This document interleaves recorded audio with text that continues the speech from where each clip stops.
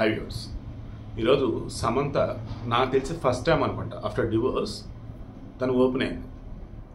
మధ్యలో పలు సందర్భాలలో అటు ఇటు రెండు మనుషుల మధ్య, రెండు మనసుల మధ్య ఉన్నటువంటి ఒక బంధం దూరం జరుగుతుంది అంటే దానికి రెండు వైపుల కారణాలంటే ఒకవైపు కాదు కదరా బాబు అన్నట్టుగా హింట్లు ఇచ్చుకుంటా వచ్చింది.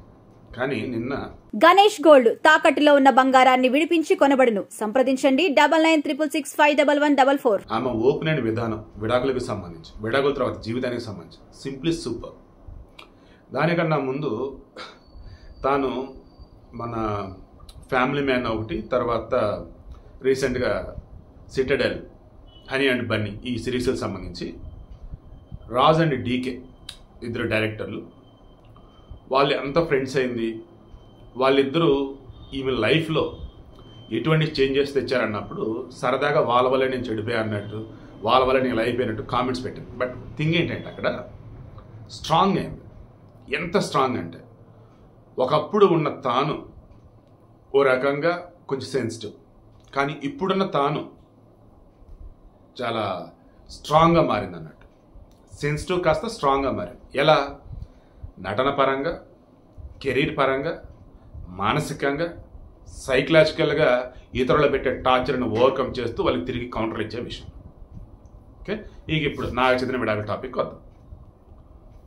ఎస్, ప్రేమించి పెళ్లి చేసుకున్నా, అంత సంతోషంగా సాగుతుంది. కానీ విడాకులు, ఒక్కసారిగా ఒంటరిదాన్ని అయిపోయా, ఒక్కసారిగా ఏదో బాధ, లోన్లీనెస్, ఏంటి నా జీవితం ఎట్లా అని ఎన్నో ప్రశ్నలు. కానీ ఆ తర్వాత నాకు అనిపించింది, అసలు ఈ ప్రేమ, పెళ్ళి, బంధం, బంధుత్వాలు, అనుబంధాలు, వీటిల్లో నేను ఏదైనా సాధించానా, కోల్పోయాను క్రాస్ చెక్ చేసుకున్నా. అప్పుడు నాకు తెలిసింది నేనేం కోల్పోయానో.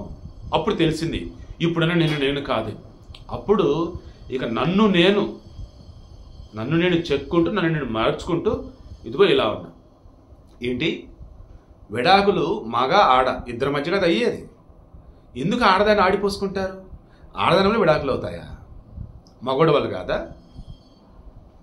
అసలు ఎంతమంది ఎన్ని రకాలుగా నన్ను వేధించారో, ఎంతమంది ఎన్ని రకాలుగా సోషల్ మీడియాలో పోస్టులు పెట్టారో, ఎంతమంది ఎన్ని రకాలుగా నన్ను తక్కువ చేసి చూశారో, తక్కువ చేసి చూపుతూ వీడియో కూడా పెట్టారో, అవన్నీ చూసినప్పుడు అనిపించేది రిప్లై ఇవ్వాలి, ఓపెన్గా నేనే ఒక ప్రెస్ మీట్ లాంటిది పెట్టి అంత సమాధానం చెప్పాలని.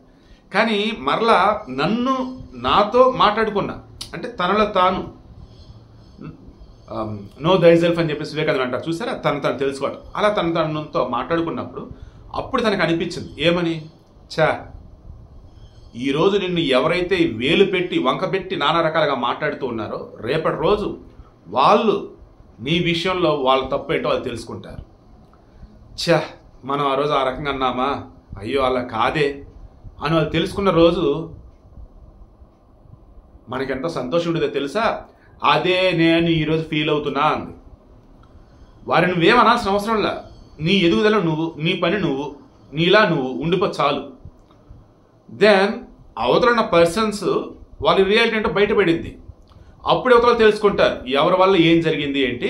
అండ్ అయ్యో అన్యాయంగా, అకారణంగా పాపం ఒక ఆడమనిషి అన్యాయంగా ఎన్నెన్ని మాటలు అన్నాం, చిచ్చి మన మీద చూసుకోవాలరా అన్న ఫీలింగ్ వాళ్ళకి వచ్చింది. ఇదే ఈరోజు చాలా మందికి వచ్చింది. నన్ను ఎవరైతే నిందలు వేస్తారో, నా మీద ఎవరైతే ఏడ్చారో లైక్ వాళ్ళంతా అని చెప్పేసి అంది. కారణం ఏంటి? నాగ చైతన్య శోభితని పెళ్లి చేసుకున్నాడు, హ్యాపీగా ఉన్నాడు. దెన్ సమంత ఇంకా పెళ్లి చేసుకోవాలా, ఇంకా లవ్ అటువంటి లైఫ్ కూడా ఇంకా ఏం లేదు. అంటే ఏంటి?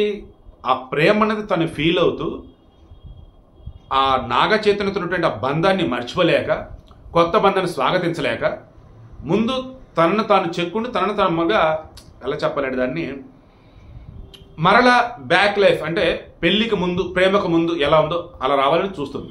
సింపుల్గా అదే చెప్పింది. ఒకప్పుడు నేను మరలా కనపడాలి, మరలా అలా నేను ఉండాలి, మరలా నిలబడాలి. నా గతం ఎంత అందంగా ఉండేదో ఆ అందమైన గతం కోసం నేను చూస్తున్నా. ఆ అందమైన గతాన్ని వర్తమానంలో పెట్టాలి నేను. అప్పుడు నా లైఫ్ మరలా మునుపట్లాగా ఉంటుంది. అప్ టు దాట్ ఇదిగో ఛాలెంజింగ్ వేలో లైఫ్ అంటే ఇలానే అన్నట్టుగా ఉంటూ ఉన్నా. అలా కాదు, మనకు తగ్గట్టుగా మార్చుకోవచ్చు అని చెప్పేసి మార్చుకుంటూ, చూపించుకుంటూ, చూస్తూ అడుగులు వేస్తూ ఉన్నా. అంతిమంగా జీవితం అంటే పోరాటం, పోరాటంలో ఎత్తుపల్లాలు సహజం. అదేవిధంగా రకరకాల మనుషులు వాళ్ళు వీళ్ళు వస్తూ పోతూ ఉంటారు. బట్ ఎవరని కూడా టాలరేట్ చేయాల్సిన అవసరం లేదు. సింపుల్గా నీ లైఫ్లో నువ్వంటూ ముందుకెళ్తే సరిపోయింది. అదే నువ్వు వారికి విధించే పెద్ద శిక్ష. డైరెక్ట్గా హడావుడి చేయాల్సిన అవసరం లేదు, డైరెక్ట్గా స్టేట్మెంట్ ఇవ్వాల్సిన అవసరం లేదు. సింపుల్, నీకు నువ్వుగా బతికేసి, నీకు నువ్వుగా ఉండు. నేను చూసి 10 మంది ఫాలో అవ్వాలి, నేను చూసి 10 మంది మెచ్చుకోవాలా. అలా ఎప్పుడు ఉండగలుగుతావు? నిన్ను నువ్వు తెలుసుకున్నప్పుడు, నీ లైఫ్లో నువ్వు అనుకున్నటువంటి పనులు చేస్తూ ముందుకెళ్ళినప్పుడు 10 మందికి ఇన్స్పిరేషన్గా ఉంటావు. అట్ ది సేమ్ టైం విడాకులైన తర్వాత ఎవరైతే నిందలు వేస్తారో వాళ్ళంతా కూడా ఆకాశం మీద ఉమ్మితే మన మీద పడిద్దంటే ఇదే కదా అని ఫీల్ అవుతారు. చాలా సింపుల్ లైన్నే రియాలిటీకి లింక్ చేసి చెప్పాను. సమంత కోసమే కదండి, విడాకులు ప్రతి మహిళకి ఈ వీడియో అంకితం.